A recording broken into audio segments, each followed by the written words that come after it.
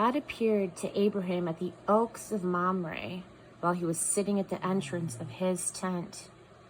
It was the hottest part of the day.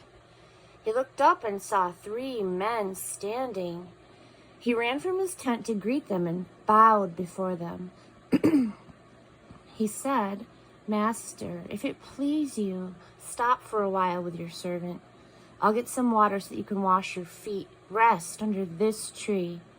I'll get some food to refresh you on your way, since your travels have brought you across my path." They said, "Certainly, go ahead." Abraham hurried into the tent to Sarah. He said, "Hurry, get 3 cups of our best flour, knead it, and make bread." Then Abraham ran to the cattle pen and picked out a nice plump calf and gave it to the servant, who lost no time in getting it ready. He got curds and milk, brought them with the calf that had been roasted, and set the meal before the men, and stood there under the tree while they ate. The men said to him, "Where is Sarah, your wife?" He said, "In the tent." One of them said, "I'm coming back about this time next year. When I arrive, your wife Sarah will have a son." Sarah was listening at the tent opening just behind the man. Abraham and Sarah were old by this time, very old.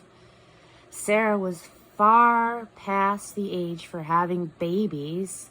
Sarah laughed within herself. An old woman like me get pregnant with this old man of a husband? God said to Abraham, "Why did Sarah laugh, saying, 'Me have a baby? An old woman like me? Is anything too hard for God?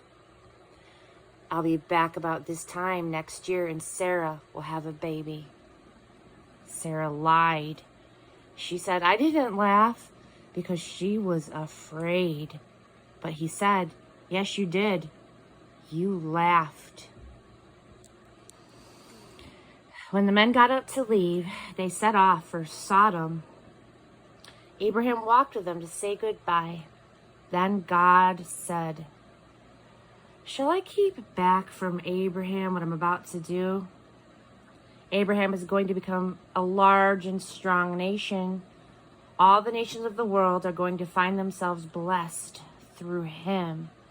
Yes, I've settled on him as the one to train his children and future family to observe God's way of life, to live kindly and generously and fairly, so that God can complete in Abraham what he promised him."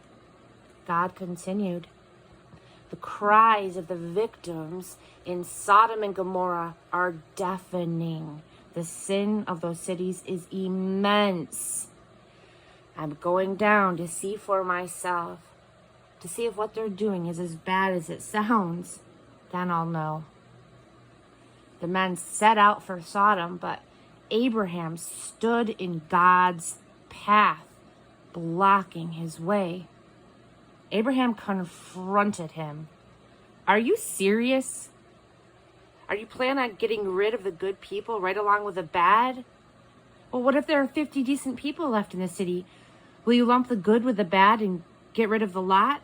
Wouldn't you spare the city for the sake of those 50 innocents? I can't believe you would do that. Kill off the good and bad alike, as if there's no difference between them. Doesn't the judge of the earth judge with justice?"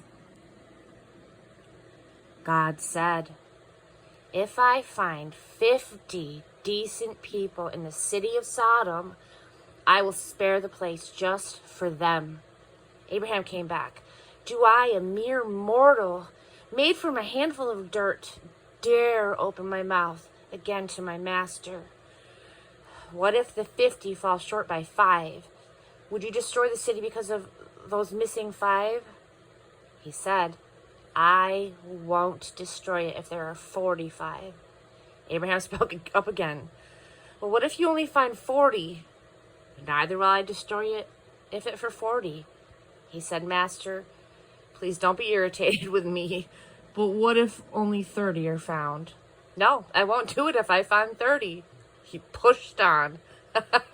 I know I'm trying your patience, Master. But how about for 20? I won't destroy it for 20.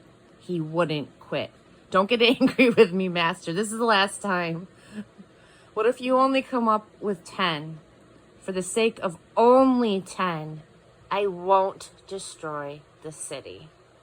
When God finished talking with Abraham, he left, and Abraham went home.